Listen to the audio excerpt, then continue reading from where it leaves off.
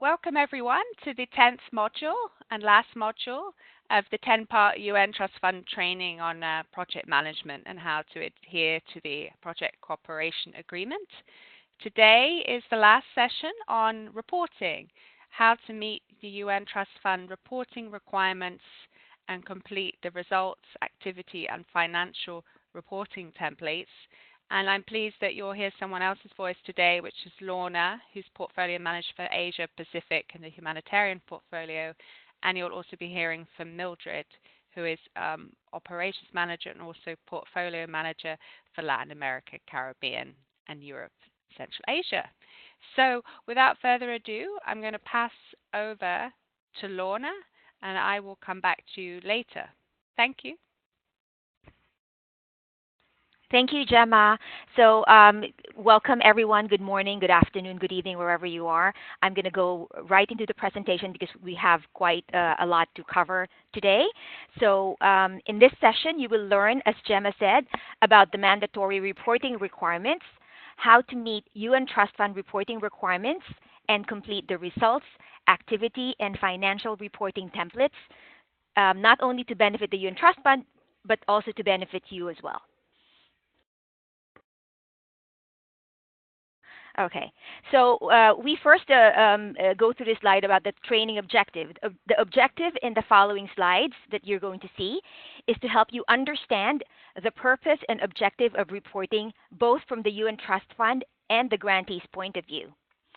By understanding what we are looking for in a report, we hope to have a smoother reporting process for you. This affects the amount of time spent in both writing the report for your side, and from our side, less time also in reviewing and assessing the project's progress if the report is clear. If the report is unclear or incomplete, there's going to be a series of back and forth between you and the UN Trust Fund, and we are trying to minimize that. So the objective is at the end of the training that the grantee will be able to submit a report that is complete, clear, and concise. At the end of this module, we expect you to have a clear idea of what the report should contain and discuss and submit a report that is complete, clear, and concise. But aside from this practical objective, we also want the reporting process to be an opportunity for you to think through your project by going through your implementation so you can reflect on your performance and make future adjustments where necessary. We want to understand at the Trust Fund both the things that are going well and the things that are not going so well in your project so that together we can learn from your implementation. The reporting module has been grouped into different sections this presentation. The first section covers the introduction to reporting. So why is reporting important for the UN Trust Fund? From the UN Trust Fund's perspective, reporting is important for the following purposes. First, to share and learn across grantees to improve and scale up projects on ending violence against women and girls. The voice of the beneficiaries, the women and girls that you are servicing, is the most important thing to report on, learn from, and share. Another important objective is to enable the UN Trust Fund grantees to be accountable for the funds entrusted to us and to make a case for more resourcing. This is so that we can continue to work in this area and support the work that we both care about. And also to manage risk, protect rights, and ensure that we do no harm. We understand that you are experts in the field of EVO. And acknowledging how sensitive some projects may be, we have to make that extra insurance that we are not contributing to harm or perpetuating harmful practices. Now, why is monitoring and reporting so important for you as a grantee? First, we go to the financial report and the results and activities report. This is important for you as well as a grantee to verify whether your budget and expenditures are on track. It's for financial monitoring for yourselves and thus contribute to your accountability. It's also important to verify whether activities are carried out as planned so that errors can be corrected and challenges overcome from your side. You can identify the need for project modification, for example. To track progress towards the result. So you can track your progress towards achieving your outputs, your outcomes, and your goal. and to generate information for reporting and evaluation to the UN Trust Fund. There's also a section called narrative reporting in the UN Trust Fund's mandatory reports, and this will help you spot risks and new opportunities as they arise, depending on your contextual assessment of your situation, so as to improve project implementation. And also to document and share learning and good practice. You will see that it has several portions within the project, within the organization, with others working on violence against women and girls, with policymakers and other key stakeholders. We want to share learning and good practice.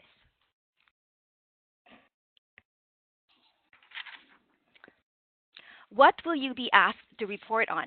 In every report, you are expected to report on progress across the whole of the results and resources framework. You're familiar with this pyramid. You've seen it in other presentations, from budget finances to the project goal. However, how much you can report will depend on the stage of the project. For example, for the first 6 months of the project implementation, you may only be able to report on expenditure, activities, and outputs, the lowest 3 levels of this pyramid, because results and outcome and goal level tend to take 1 year or more to be realized. Having said that, you should always analyze and report on how activities and outputs are continuing to or likely to contribute to the higher level outcomes and goals. And you have to use each report as an opportunity to analyze whether your theory of change is still valid and that the outputs you are achieving are likely to lead to the change for women and girls. So you always ask that question, is my theory of change still valid? Do my indicators make sense? Am I able to measure them? Or if I am not, is there an issue with my indicator's choice? The next slide tells you about the reporting schedule. And this, what you see here on the screen, is an example for a 3-year project. You saw on the previous slide that you will be asked to report on expenditures and the results progress. The frequency of reporting, as shown in this slide, is every 6 months. One project year is divided into 2 6-month periods. A 6-month progress report will be required initially, followed by an annual report at the end of the year. This slide gives an example of the reporting schedule for a 3-year project. The first report covers the first 6 months of the project and is due on the 7th month of the project. In this example, the project started in September 2018, like most of your projects. So the 7th month is March 2019. This means that you will always have a month to consolidate all the data you need to include in the current report at the end of each 6 months. So in this example, the 6-month financial narrative and results and activity report is due on month 7, and then the next report, which is another 6-month report, is going to be due on month 13. It's a long way from now, but I would also like to mention that there is a mandatory final evaluation report at the end of the project, which is due 2 months after the end of the project, or month 38 for a 36-month project. You'll see it at the bottom here. Now, what is the report format? The reports that you will submit will always have 3 parts, and all of the reports need to be filled out online using our grants management system, or GMS. It's very similar to the application system that you used, and the one that you are using to finalize your RRFs. Okay, it's called the grants management system. Section 1 is the financial report, where you report on expenditures against the detailed budget of your results and resources framework, or RRF. For each periodic report that you are required to submit, you will report on your expenditure for each 6-month period. So for your first report, you will cover months 1 to 6. In your next report, the annual report, you will report on expenses incurred from months 7 to 12. The system will remember what you reported from previous periods and will aggregate for you the total expenditure for the year. So you need only to input in the system expenditures for each 6-month period. Section 2 of the report is the Result and Activity Report, or RAR as we call it. where you will report on progress towards project goal, outcomes, and outputs, as well as implementation status of project activities, and also the M&E and audit activities. Similar to the financial report, each periodic report on your RAR should be reported for each 6-month period. The results you will include here are not cumulative. You report only what happened during the 6 months that you are reporting on. Finally, the Section 3 is the narrative report, which provides more analytical information on project status, achievements, issues, challenges. It is important to mention that for the narrative, the progress summary should summarize the project's progress for the entire project period. So the progress summary covers the 6-month report for the last 6 months for a 6-month report, which is the one that's coming up in March for you. So you will only summarize in your progress summary the last 6 months. When you report again at the end of the 12th month of the project, that's called the annual report, you will cover in your progress summary the last 12 months. So you will summarize. And then for the final report, under the progress summary again, you will have to give us a summary of the full project life. And now we'll go into even more detail for each section in the next following slides. The financial reporting will be covered by Mildred from our operations team, so I'm requesting Gemma to please transfer control to Mildred.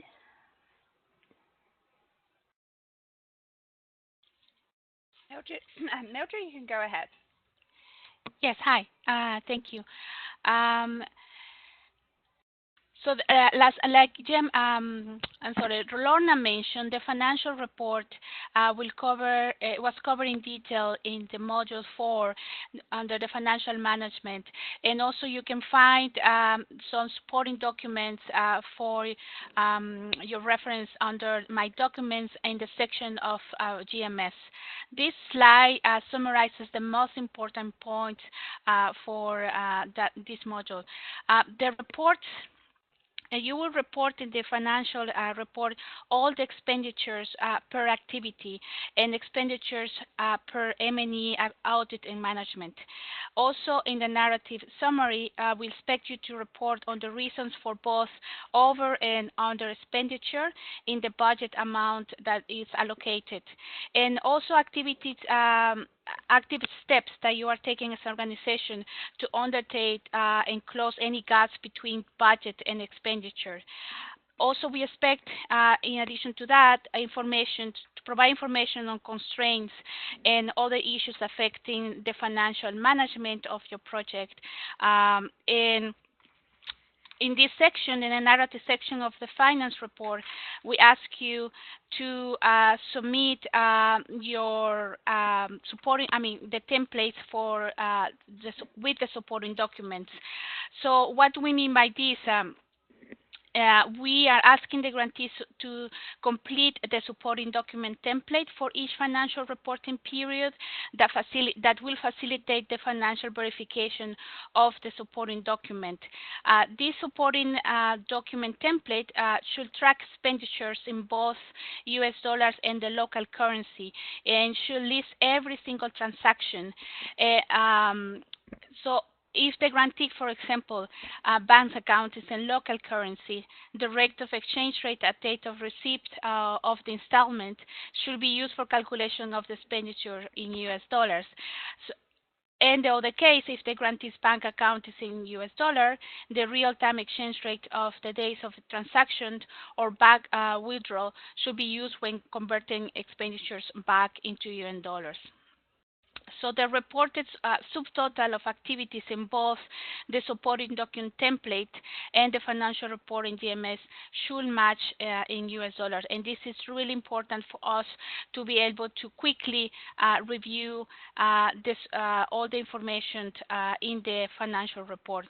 Remember that the over expenditure, as per detail in the project comparison agreement, should not go more than 20% per activity level, and if it goes more than 20% per activity levels, it will require a bio reallocation with prior approval by the UN Trust Fund. We cannot put enough stress of the importance of the supporting document template, which we will submit in due time to you. And you also have it available, I think, in the financial module. It has been our experience that grantees either forget to ensure that social records is maintained or fail to ensure that the template mirrors the information in the GMS report. So this is usually a reason for delays in the report approval. So please do pay attention to this exercise. The supporting documents template, the information that you submit in this template should mirror the GMS report. And we also suggest that when you submit the supporting documents, that you use system to share this information with us. It could be either Dropbox or Google Drive or other system that you can send this information to us through your portfolio manager. And we, at this point also, we just like to remind you to review the record keeping guidelines that we sent you a while ago, and I think it was during the module, financial model also, so you can understand what we mean by how to label the supporting documents for the financial report exercise. Thank you.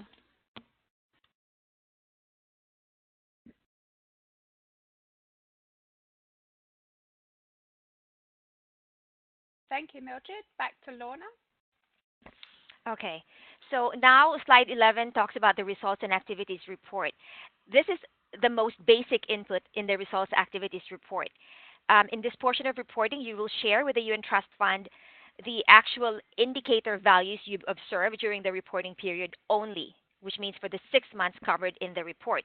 So it's very basic, this slide. You give us the actual goal indicator values, the actual outcome indicator values that you've observed, the actual output indicator values you've observed, and any update on the activities you've implemented. This is the most basic input in the RAR section. What else do I need to report on under results and activities section? The items covered in this slide also appear in more detail in the GMS user guide that is available online. We ask that you refer to it when you are preparing the report. Aside from the indicator values in the previous slide, you also need to make an assessment related to the project goal, outcomes, and outputs. You will be asked to report on the following items listed on this slide. For example, the current status of the project, which could be fully achieved, on track or off track. The overall progress, which is a short narrative assessment of the items above. The number of beneficiaries you have reached during the 6 months. The changes in the lives of beneficiaries, again, in the 6 months that you've been implementing. And actual progress, quantitative and qualitative data, which at this stage could be, it's probably would be the same as the baseline because it's only at the 6-month period that you're reporting. It's too early into the project. What are the UN Trust Fund expectations for progress? This slide is an example of RAR level progress reporting and illustrates how the information from activities move upstream to deliver the results. Note also that if there are no results to report yet, you can explain how activities and outputs achieved will lead to expected outcomes and the project goal.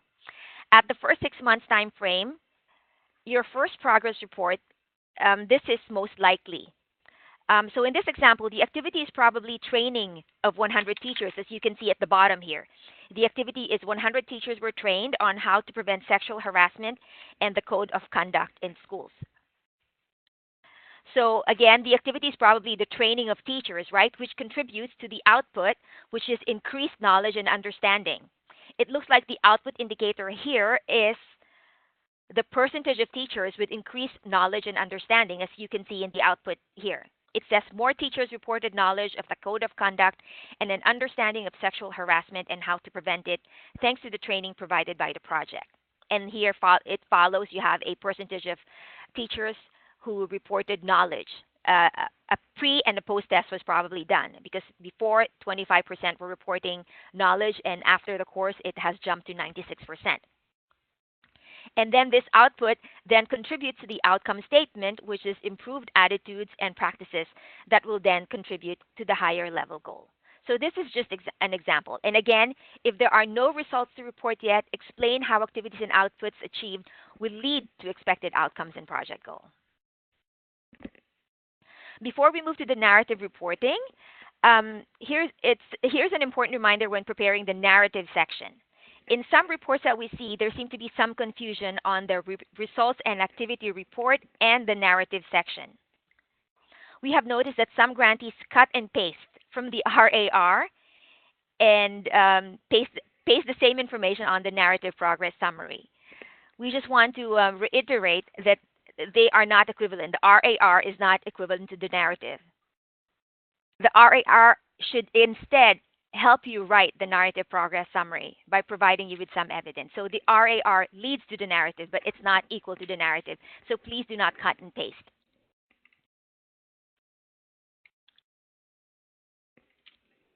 Okay. I'm sorry if I've been speaking too fast. I'm aware of the time, but I will try to slow down a little bit.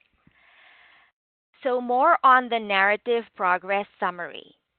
To further clarify in the progress summary under the narrative section, you are supposed to synthesize all the results observed so far during your entire implementation. Okay? So the narrative progress summary is a holistic summary of your project where you can include relevant insights that you might have based on all the information you've observed and collected during your implementation. While there is not, so you analyze and synthesize the issues and challenges that you've observed, your results from your outcomes, your outputs, if there's any context change, any problems with your activities. You analyze all of this and then you synthesize results in relation to your goal of the goal of your project. And then that is equivalent to the narrative progress summary that you will submit to us. There is no clear-cut format for the narrative progress summary, but it's very helpful to keep your focus on results rather than outputs when preparing the narrative progress summary. When we say that, we mean, don't tell us too much about the outputs of your activities, like you trained 20 people, you trained 50 people. We would like to see higher level results. So the key questions that you consider and you might want to answer in your narrative reports include questions like, are there pre-identified outputs being produced as planned and efficiently? What are the issues, the risks, and challenges that you face or you can foresee in the future of your project? What changes there are that need to be made, considering that you already have an annual work plan in paper, because we are always flexible in changing these and making adjustments depending on the context of your project. And then are the outcomes that you imagined you would produce, are they relevant and are they effective for achieving the overall national priorities, your goals you're trying to achieve? And also take into consideration, what are you learning? This is covered in the lessons learned portion of the narrative reporting.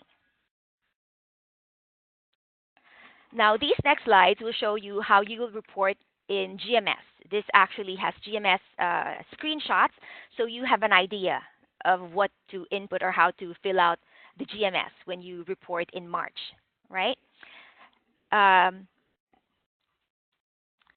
So at the project goal level, you will be asked to provide first, you can see in yellow here, in yellow highlight, the overall progress towards the project goal. At the 6-month marker, you're not likely to have made any progress towards the goal because it's too early. So you may keep this short and say nothing to report during the first 6 months or something similar. On the next report, though, the annual report, you may enter a statement indicating if you are on track or off track with the goal, and you can include any early results that you might have or you might have observed from your outcome, as well as your goal indicators. But it does not have to be long, okay? At the RAR level, when you're reporting at the goal level, this does not have to, be a long narrative. It's meant to be, a few lines, maybe 3 to 5 lines. Okay?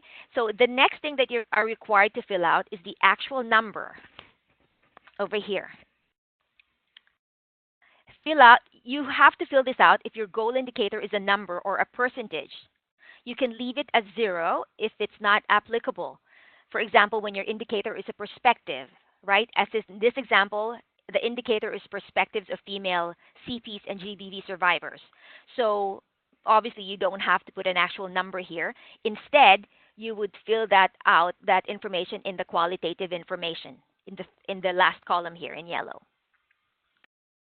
So you can use this perspective, you can use this column for perspective indicators, or also you can use it to provide additional information or explanatory notes about a number indicator that you've provided here.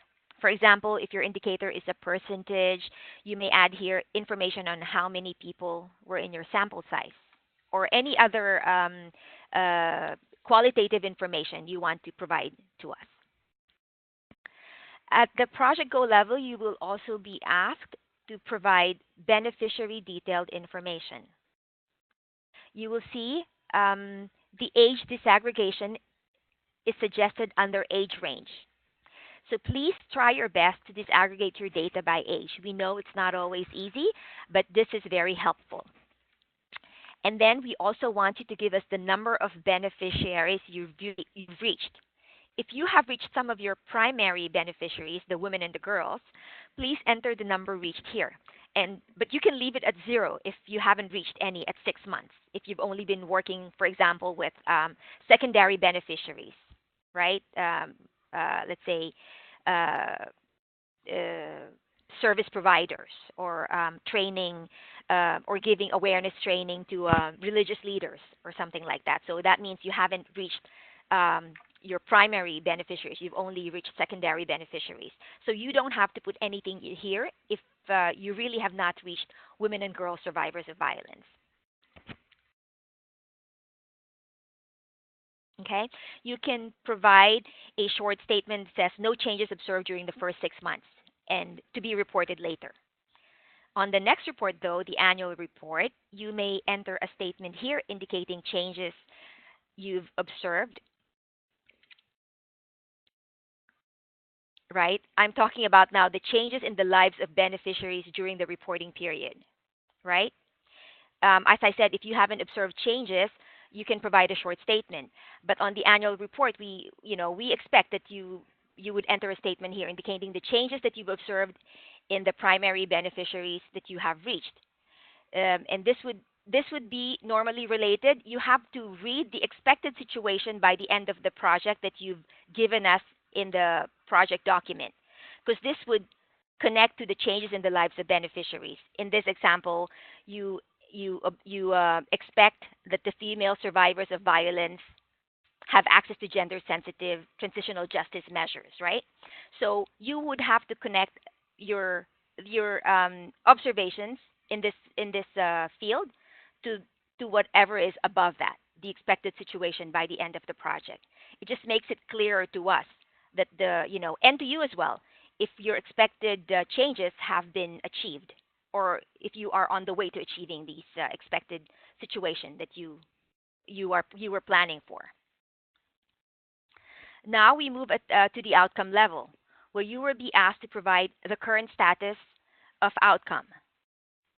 There is a drop-down menu there that gives you 3 options, and you will select the appropriate choice depending on your assessed project progress related to the full project cycle. So the choices are fully achieved, partially achieved, or not achieved.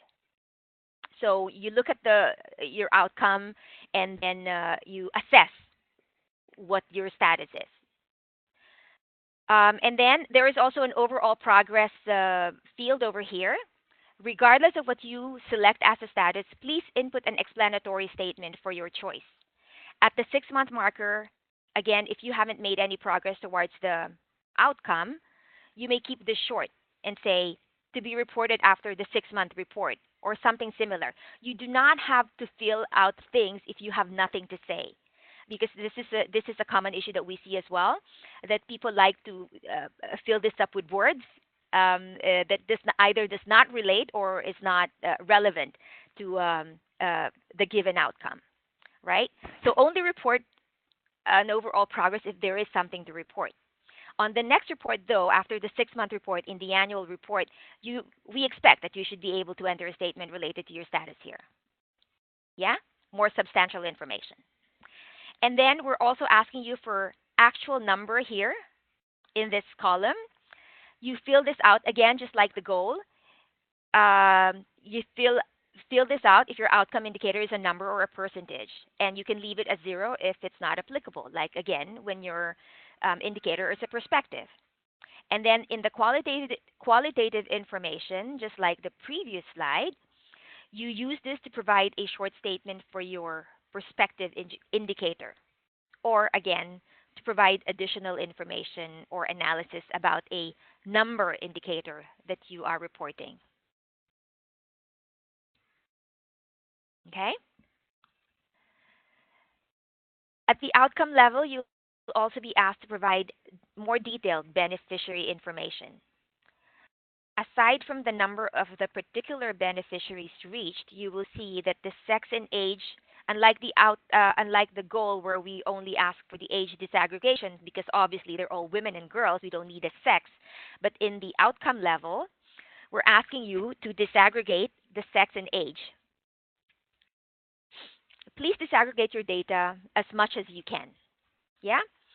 And then in the last column here, changes in the lives of beneficiaries during the reporting period. At the 6-month marker, again, if you haven't observed changes, please provide a short statement like no changes observed during the first 6 months to be reported later. On the next report, though, the annual report, you are expected to enter a statement indicating changes observed in the particular beneficiaries you have reached, depending, of course, on the time frame for the activities designed under this for this beneficiary and this outcome, right? Because it varies as well. Your statement would normally be related again to your expected situation of target beneficiaries immediately preceding this column here. So in this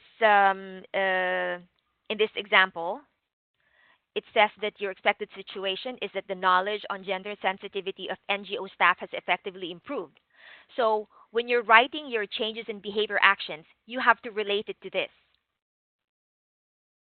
And we welcome other analysis, additional insights, but at the most basic, you should refer to the expected situation of the target beneficiaries that you had planned for.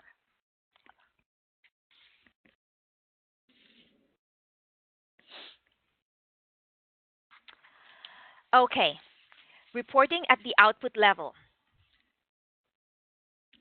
It's very similar, the goal, outcomes, and outputs. The current status of output is required, again, and it's the same choices that you had seen earlier for the outcomes, right? So you're required to select. And then in the overall progress, again, regardless of what you select as status, you have to input an explanatory statement for your choice. And unlike the goal and the outcome, at the output level, at the 6-month marker, which means in this report that you're about to submit to us in March, we generally expect that you have made some progress towards some outputs. So please enter a statement related to your status. If this is an output that is scheduled for the next period, which means that it doesn't apply to the first 6 months of your project, for example, you have nothing to report. You have to explain why. Okay? In the case of a delay, you have to include when we can expect some data. Like, for example, if you have an activity that's related to this output, but you are unable to report anything to us, you have to explain why there's a delay in reporting information to us. Okay? And again, we're asking for the same information, the actual number vis-a-vis your target, because you have a target. You have, for example, here you have a target as 40 for the year, and you had reached 75. This particular organization had reached 75 in the first quarter, so they're over the target, so that's good. So you have to give us the actual number, and then you have to give us the same qualitative information like earlier, provide a short statement for your perspective indicator, or give us some additional information on the numbers that you've reported. And then um, there is also a portion about strategy right at the bottom here. Only enter information here if there has been a change in the original strategy that you submitted to us. In the RRF, there is a portion here, for example, it says building capacity of decision makers policy. They've included a strategy for output 1.1. If there are no changes in the strategy, you don't have to put anything here. Okay? Reporting at the activity level. At the activity level, you will be asked to provide the implementation status. The drop-down menu, there's a drop-down menu here, which it's slightly different from the previous three levels. At the activity level, you have fully completed, partially completed, uncompleted, or canceled. If there are there's an activity that you have canceled, for example. You select the appropriate choice depending on your assessed progress related to the project time frame. And then in the description, regardless of what you select as a status, again, you input an explanatory statement for your choice. At the 6-month marker, just like in the output, we definitely expect progress on some activities, at least. Please enter a statement related to the status. If this is an activity that is scheduled for the next period, or for some reason you have nothing to report, you have to explain why in the description. Otherwise, we will go back to you after we've received your report and you didn't, and you're saying that you partially completed, or this is uncompleted when it's supposed to be completed during this time frame, and you submit this to us without any explanation of why it's delayed. We will have to go back to you, and that lengthens the review process. Because we send you the feedback, and then we wait for your response, and then we respond again. It can go on for a long time. So this is what we're trying to avoid in giving you this presentation as well. Okay? So in the case of a delay, include when we can expect some progress or implementation update, right? And also explain why there's a delay. And now we're going to go to reporting tips. Through the years, we have collected quite a lot of lessons learned from reviewing reports. And we've put together a list of suggestions for grantees, kind of a checklist to consult before pressing submit in the Grants Management System, or GMS. We are going to share some of those tips now with you, but the list is also available as an annex in the grantee handbook that you received. So we hope that the next few demonstrative slides will help make the reporting clearer for you. So what does a good reporting look like? In this slide, we're giving you 2 examples, right? In the good example, well, the first one is a weak example. You see it's very short. It doesn't have a lot of details. It's very general. And in the good example, which you will have, please read it, at your own time later on. It refers to specific activities and results. It's not vague. It's not generic. And it leads one to conclusions and illustrates some level of attribution for whatever has been achieved, right? It presents some evidence. It's clear what has happened and why it has happened. It uses data that you've collected, in this particular case, survey results. It uses some numbers, and it has an analysis of the data collected. It looks ahead to the goal of the project and how this output has helped achieving the goal. Like I said earlier, there is no formula. There just has to be some analysis, and this any progress summary has to speak to your result chain, depending on which level you're reporting on. Okay, so this is a very simple slide on the project context tip. The following slide, it gives you some pointers on what to do and what to avoid during reporting based on our experience. For the project context section you saw earlier under the narrative report, there is no need to fill this up with words. If there has been no change in context since your last report. So do, right, on the first square here, report changes in context during the reporting period only and specifically linked to this project. you can report none if you have no changes to report. You don't have to fill this up with words. Okay. Often we see grantees fill this up with words that with context that is not that has either no relation to the project or not relevant to the current reporting period that they're reporting on. Okay. So on the right side, the don't provide information that has not had an impact on the project context during the current reporting period. And do not repeat information from the project proposal if there have been no changes to the context. You have to understand that this is only related to the 6 months that you're reporting on. If there has been no change in context in these 6 months that you're reporting on, don't you don't have to copy and paste from your project document whatever the context narrative was there and paste it here. It's not necessary. It's additional work for you and additional reading for the UN Trust Fund portfolio manager. For the project summary, under again the narrative reporting section, do focus on goal and outcomes analysis.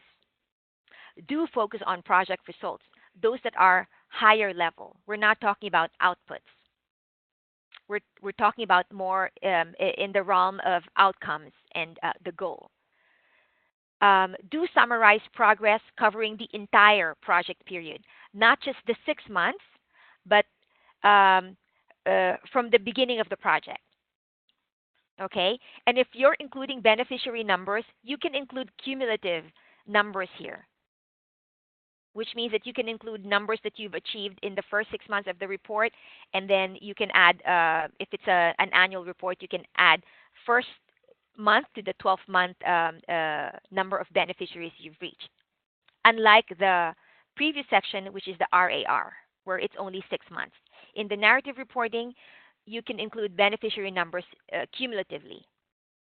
Okay? And on the don'ts, again, don't cut and paste from the RAR. Yeah? It's a shortcut, but it doesn't add to the quality of the report. And also, don't report on outputs from activities because those are lower level indicators. You can include a few of them if they're relevant to your analysis. But in general, don't report on all of the outputs from your activities because this is not what we're looking for in the narrative reporting. That belongs to the RAR. Slide 26, which is my second to the last slide. What happens after you submit the report? So when does this all end? You're probably asking. What happens after you've written and submitted the report? So after you submitted the financial report, the RAR, and the narrative report using the GMS, it goes to the UN Trust Fund for review once you press submit. And another reminder, you have to press submit on GMS for the report to get transported to your UN Trust Fund portfolio manager. Within 21 days, the UN Trust Fund, and if you have a UN Women focal point, will review the report, justifications, and supporting documents that you submitted, and we will send you the feedback, right, in 21 days. That's what we commit to, 21 days. We give you the feedback. This includes the feedback from the expense verification by the UN Trust Fund. Once the questions have been resolved, we then approve it. And this is where, this question mark here is where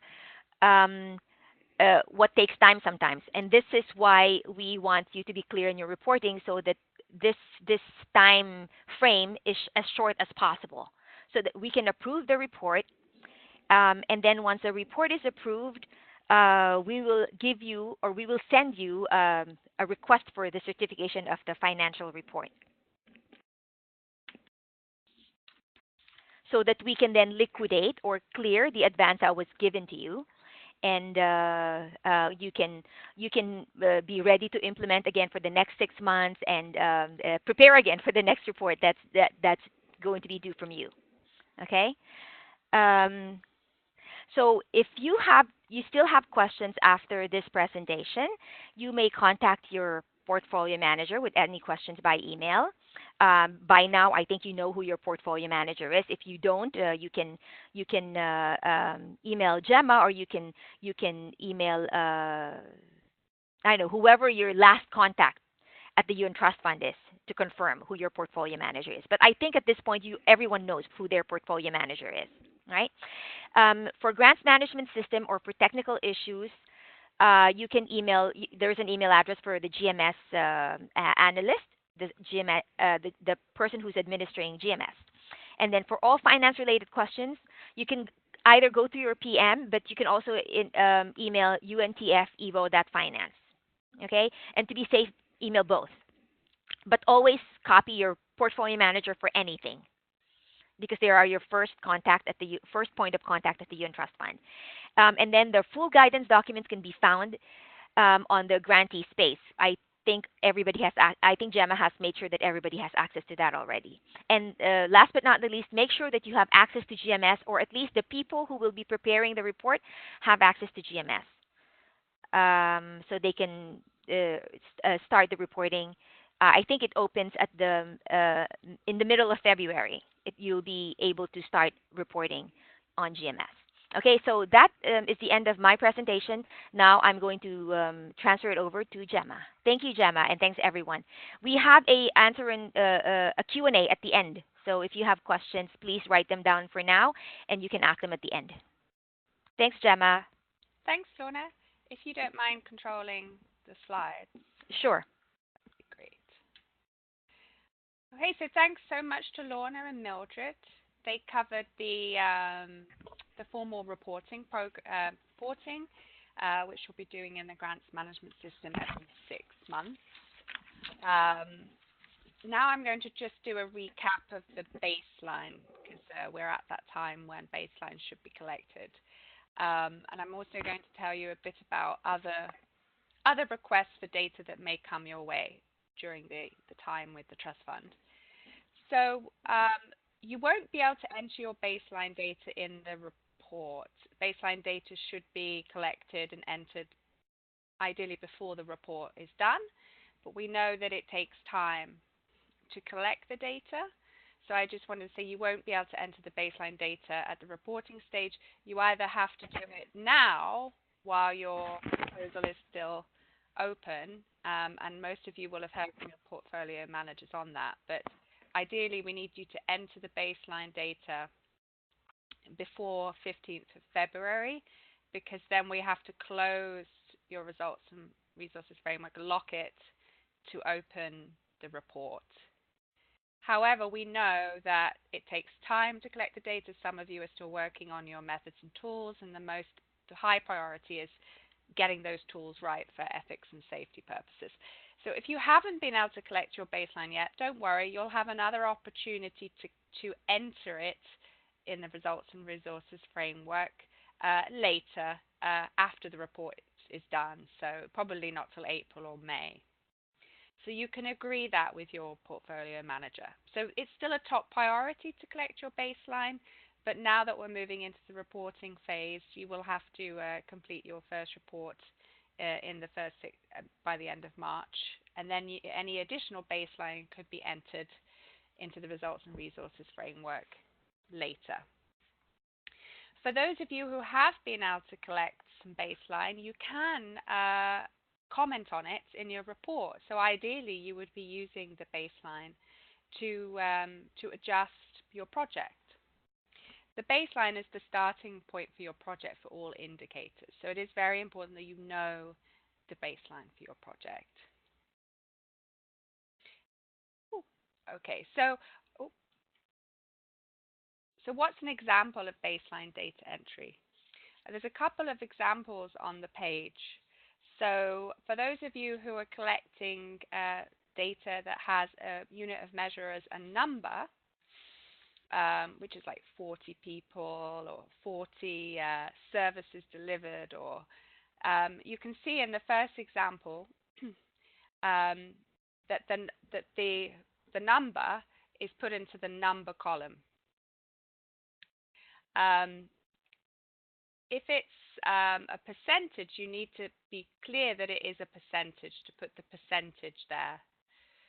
You'll see in the second example that they just have a percentage. So always remember to put the percentage. Otherwise, we don't know whether it's a number or a percentage. You can also use the qualitative information box to give some more information on what that's about. You can give us some more context. If you could go to the next slide. Great. So what if you have qualitative data? Well, in that case, you'll use the qualitative box. In this case, in the first indicator, they have an outcome around the existence, an indicator around the existence of child protection committees. They either exist or they don't, so it should be quite a simple one. You can use the qualitative information to tell the story, and they have their baseline that no baseline is available. Well, ideally, they would say there's no child protection committee, it doesn't exist, and then they can track when the child protection committee actually exists and how many members. So you'll see there's no number. So just don't get confused between the numbers. If you really don't collect numbers, just leave the number section blank. The number section should only be used if you're actually collecting numerical data. So the next, oh sorry, could you go back? So the other example is it combines numbers. At least it tells me that they're collecting information from 130 women, but the indicator is actually a perspective, so that's qualitative. So the indicator description is perspectives of women survivors of violence concerning their ability to be economically independent. And the baseline is that they did a case study and an evaluation, and they gathered participant statements, and they're saying that they're not aware of the possibilities to be economically independent. So it's very simple. Use the results framework to very simply describe what the situation is for your project. It doesn't have to be overly complicated. Just if it's a number, put it in the number column. If it's a percentage, explain the percentage. Make sure you tell us it's a percentage. And then use the qualitative information box if you have some qualitative information to tell us, especially if you're tracking percentages. Thank you, Lorna. So as I said, you can't actually enter the baseline in your report because at that stage you're just reporting. But you can use the report to tell us the story. So if you have been able to collect some baseline data and it's telling you something about your project, then you can explain that in the progress summary section that Lorna told you about, the narrative section. You can reflect on the baseline data and the lessons learned. So perhaps the data you're collecting is making you rethink your project. Maybe, I mean, we don't want you to radically change it, but maybe you've decided to plan an activity in a different time frame. You've decided to work with a different partner. So you can use different sections of the report to tell that story. There's also a section, as Lorna told you, for attachments. So if you did do some baseline studies, and there's no requirement for you to do so, but if you did, for example, do some interviews and focus groups, then you could add a summary of those interviews and focus groups to the report for information, for our own records and information, because as you saw in the results framework, there's very limited space. You only have a tiny little box. So to conclude, the baseline data can't be entered into the report, so you will either have to input it before February the 15th or wait until May or April. However, you can tell us the status of your progress on collecting a baseline in the narrative section of the report. And it is vital that you have a baseline, so even if you have to enter it later in the year, we just all have to remember the importance of having a baseline, because when the evaluator comes and when you want to track progress, you need a starting point. Thank you, Lorna. So what else might we be asking you? I know that the reporting section is, the report is very, very good in terms of telling us what progress is being done on your project, and we really hope that you find the report useful for you. The main point of the progress report is to help you manage your project and be accountable for the funds. Because we are a donor and a grant-making mechanism, the trust fund will come to your organizations to ask for some additional information from you offline at least once a year. Unfortunately, we haven't found a way to include this in the grants management system yet. We hope to fix that. But we, as ourselves, like we ask you to report to us, we have to report to our donors. So our big donors are like the British government, the Australians, various donors. They ask us for beneficiary data. They ask us for some data against some core indicators. And they also ask us about what your opinions are. So through the year, we have 3 different reports for which we will come to your organization once a year. The first time will be in February next month. Thank you, Lorna. So what do we use this data for? We use this additional data to report against our strategic plan. We mentioned that probably in module 1 of the training. We have our own strategic plan with key outcome areas. So just like you, we also have our own indicators. So we track these indicators, and I'll explain how. And we use this so that we can generate more interest from donors to fund our projects. We also use it to find out where specific grantees are working on specific results areas to generate knowledge. And we use all of this to advocate for more funds and more support. Thank you, Lorna. So what are we going to ask you? Well, we do ask you in your progress report about beneficiary data. Unfortunately, it doesn't tell us how many beneficiaries you've reached in a calendar year, and this is required for our reporting. So we will come to you to verify the number of people that you're benefiting.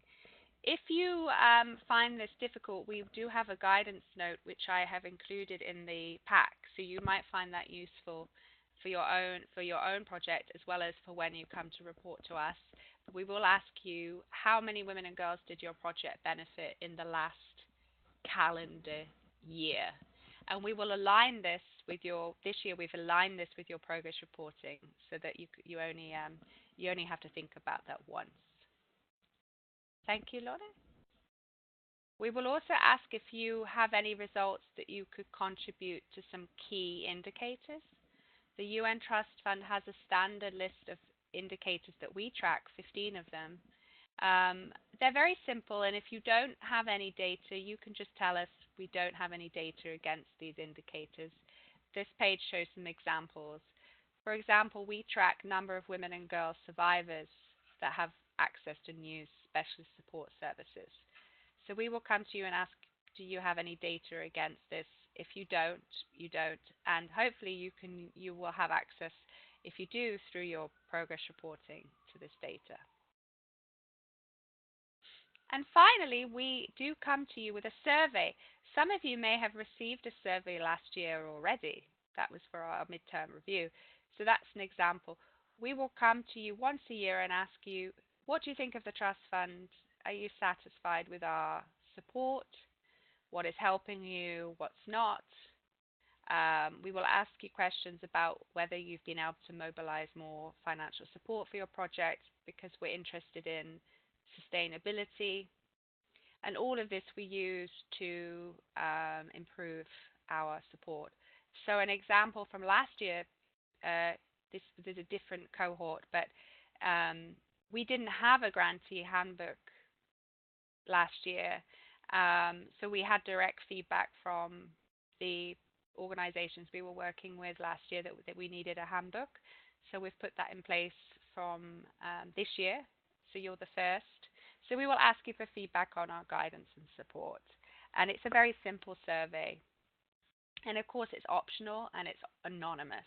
It will be completely anonymous. Thank you, Lorna. Oh, that's it. So so there's 3 main ways that we will come to you for some additional data, and they will all come in sort of February, March to align with your reporting. In a lot of cases, it will just be if you have data, provide data. If you don't, there is no obligation on you to provide information. The obligation is to do the formal progress report online. So that's it. That concludes this hour-long session on reporting. I'm now going to open for questions. Lorna and Mildred will be primarily answering and helping, but I will read the questions out. So I'm going to take Lorna off mute. Mildred, you're off mute. If everyone could use the chat box. And as this is the last module in the 10-part training, you can ask questions on anything you like. But obviously the focus today was the reporting module. So you might want to focus questions there first. Thank you, everyone.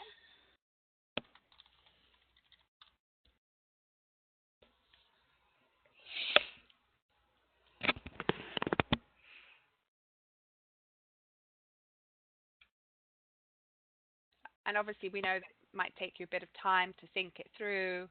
You will want to have a look at the handbook, have a look at the system.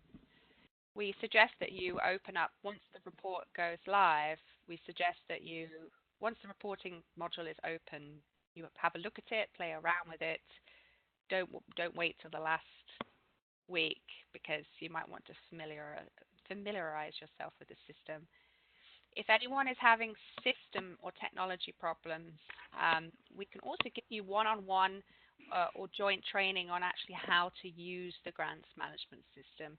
That's not a mandatory module because many of you are very tech savvy. But if you really need some help on using the grants management system, we can always offer you one-on-one support. Okay, we have a question. Catania, thank you. Thank you for your presentation. I have a question regarding reporting at outcome level. Should reporting be done against the target put for the whole project or for target for year one and so on? Lorna? Yeah. Yeah, sure. Okay, for the outcome level, you have when you're reporting, if you look at the RRF, you have annual targets, right? So you would report your progress during the 6 months against the target for the annual at the outcome level. Because you will see that for each reporting level, you have different targets. You have, and for the outcome, as a matter of fact, I know that you have an annual target for outcomes. So that's what you're reporting against. I hope that answers your question.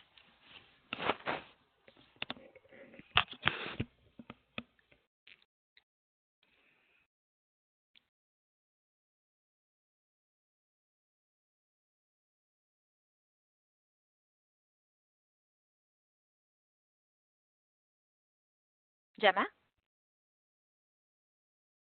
Oh, sorry, I was on mute.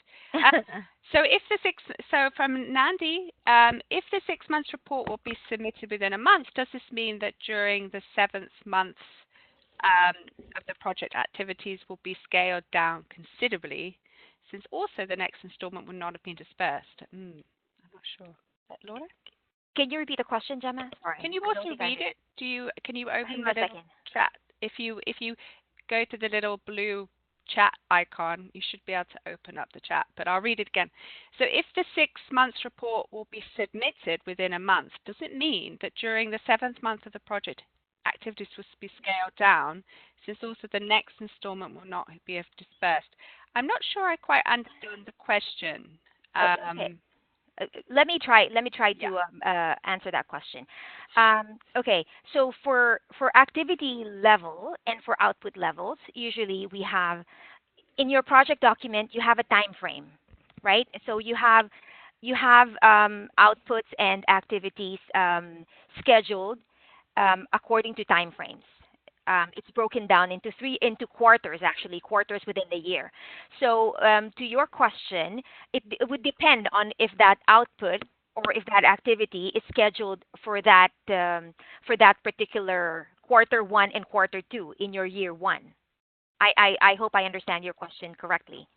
So if the output that you're referring to is related to an activity that is supposed to happen in quarter one and quarter two, we expect that you will report your progress according to this time frame. For example, if there's a delay, you explain to us why. It does not have to, I don't understand how it has to be readjusted at this point. Yeah, I don't know if that, if I understood your question correctly. Please let us know if that didn't answer the question, Nandi. Catania, again, also on the baseline, so I can probably answer this. Is baseline necessary for any type of activity? What if we are organizing an activity which is a new approach? There should always be a baseline, but of course the baseline can legitimately be 0, or it can, or you will have to wait until an activity starts. So this was in the guidance. So if you can refer back to data collection, the handbook 3. So as I gave you an example of what if you were setting up a committee, child protection committee, it just simply doesn't exist until it exists. So you can describe the situation, this doesn't exist, and when it does exist, the baseline is 1, and then maybe you would create 12. The same as if, for example, a training course. If you're delivering a training course, you can't do a pretest or assess people's knowledge until you get them in the room. But instead of saying no baseline, just describe the situation. Say, we will collect the baseline when the activity starts. So just think of it as telling the story. Don't leave something blank. Tell us when you're going to collect the baseline if you have not collected the baseline yet. I hope that helps. And then Catania again. At the end of the presentation, you mentioned a standard list of 15 indicators. Should the data reported come only from the implementation of the Trust Fund project? Yes, ideally it will be just from the UN Trust Fund project, and I will be sending you, well, I sent you the guidance, but I will also be writing a very clear email when the instructions come out. Yes, just from the UN Trust Fund. If it's difficult to disaggregate, we can give you guidance on how to disaggregate between the Trust Fund project and other projects. From Angelina. Angelina asks, if halfway through the project you change the strategy of implementation and you report, will the changes have to be updated on the system, therefore wait for the system to be opened, or you maintain the old strategy as stated in the initial project document until after reporting? Great question. Would you like me to take that question? Sure. Okay, so it's very important for the grantee to always be in touch with the portfolio manager. Okay, having said that, we always try to have that conversation with the grantee in cases like this. If you are halfway through your project, you're saying, and there's a change in the strategy of your implementation, we have what you call a possibility to do a project modification, which means that you adjust whatever you need to adjust in your project, whether it be budget, your outcomes, your strategy, or any of your results, right? So if you are able to do this prior to the next report, and you should be able to do this if you are in contact with your portfolio manager all the time, you should be able to report the you should be able to record the adjustments in your strategy before you submit the next report. Okay, but there are cases we've seen where it's too late. Like, let's say you're on month 11 and you change the strategy, and the report is due on the 13th month, right? In which case there's no time for you to make the changes online. You can always have this. You can have a note for the file, but you are always requested to have any changes in your strategy or any change in your project to be documented either via email or via a note to file that is approved by your portfolio manager. So I hope I answered your question. Gemma, may I add something? Yes. I think just to endorse what Lorna said, it's very important to have the communication with the portfolio manager and justify the change in the strategy, because that will affect your theory of change of the project. So if there are any changes in the strategy, it is understood that there will be some changes at the activity level, how you're going to do things to reach your outputs and outcomes. So it is important to document these cases, and I cannot stress enough what Lorna had just mentioned, to document the case and understand what is the rationale of changing the strategy and how is that going to affect your results chain. Thank you. Also, Gemma, can I answer the question from Nindi? And forgive Yes. me if I'm saying wrongly, your name wrongly. I'm sorry. It's about it says my question is not on the activities during the first 2 quarters, since that will be reported during the 6 months report. I am foreseeing a delay in implementation activities during the 7 months when the reports are being reviewed. Just from our experience in the trust fund, we know that the grantee won't be able to actually absorb the 100% of the resources that we have advanced in the first tranche. Usually what we see in the first report is that you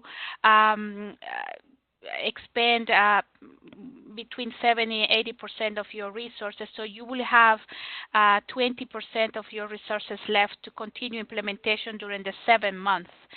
So we haven't seen really from our experience with previous grant that the grantee actually absorbs 100% of the first tranche.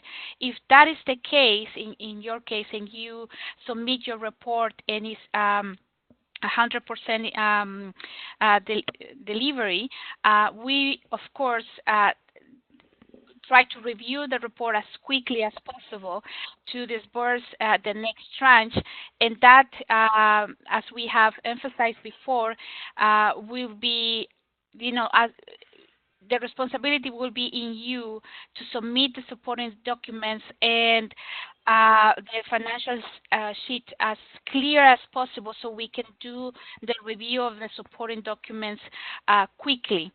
But like I said before, it's very unlikely that all the organizations will have 100% delivery during the first 6 months. What we usually see is that the delivery is between 70, 80, or best case scenario 90%. So you will have that,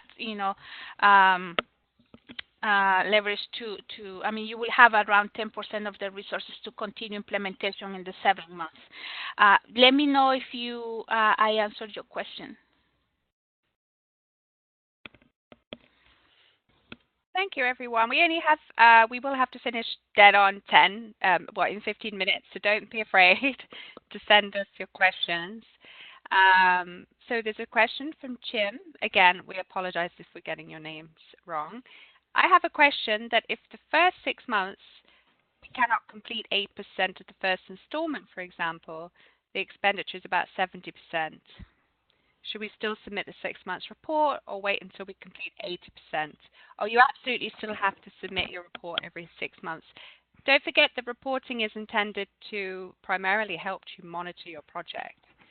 So don't just see it as a compliance task in order to get your next installment.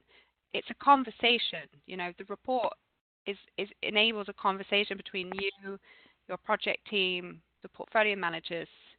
Mildred, do you want to add?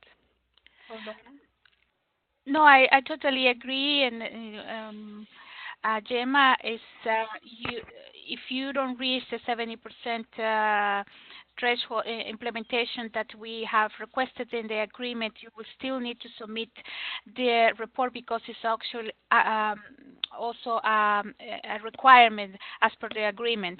So you please make sure that you submit the report on time, because this is a requirement, and we do track when you submit reports, if the reports are delayed, because it's a contractual agreement. So yes, the answer is yes, you will still need to submit. And if as you have seen in previous presentations, and specifically in Module 4, if you don't reach the 70% delivery rate, we won't be able to disperse the next tranche. So we'll have to monitor how's your expenditure in the next couple of months and to see if we can deliver the next tranche.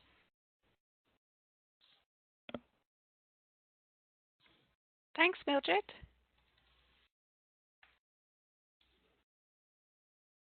Any further questions? For those of you online, if you may want to recommend that your other people in your team watch this webinar. So if you have finance staff who will help with the finance reporting, they could watch this webinar. If you have people in the team who will be contributing to the results reporting, it is a team effort often, the reporting. You can also refer back to other modules for more information. Module 4 and 5 on the financial management will help. Catania, thank you, Gemma, and all the ladies for this training. We believe it is quite valuable for us in the better implementation of the project. It also has provided additional information and knowledge we can use every day. Oh, thank you. We're very grateful. We know that it's a time out of your week, this training and reading the handbook, so that's helpful for us to know. And we welcome feedback, both the positive and anything we need to work on and improve. And as I did say, we will, as well as the test, just the general test, you will shortly be receiving a survey on just getting your feedback on the value of this training and what worked and what didn't. So thank you very much. And we've enjoyed spending time with you. We also hope to create better ways and forums for us to exchange, to just get to know each other. So watch this space over the next year so that we can actually spend more time just talking about the projects and the exciting work that we're all doing.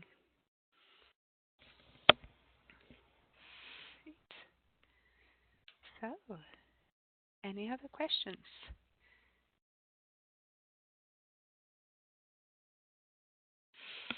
Well, thank you.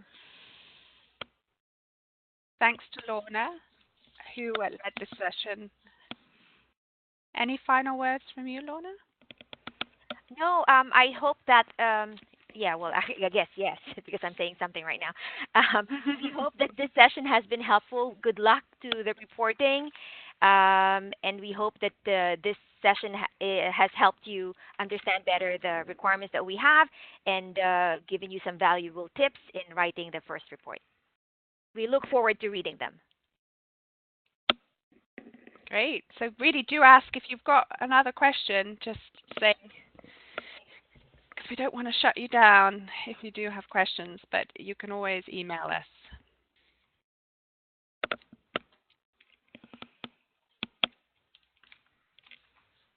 No, it seems that's it. So thank you, everyone. If you need to go, just go. You can exit the training. Oh, and thank you for giving. We just have to come and meet you one day. Sorry. Some people pronounce my name wrong, Gemma. In America, they pronounce it with a hard G, Gemma, instead of a soft Gemma. So yeah, names are a challenge, but hopefully we'll all meet one day and actually speak to each other. So thank you very much. Thank you all. Bye. Thank you and goodbye.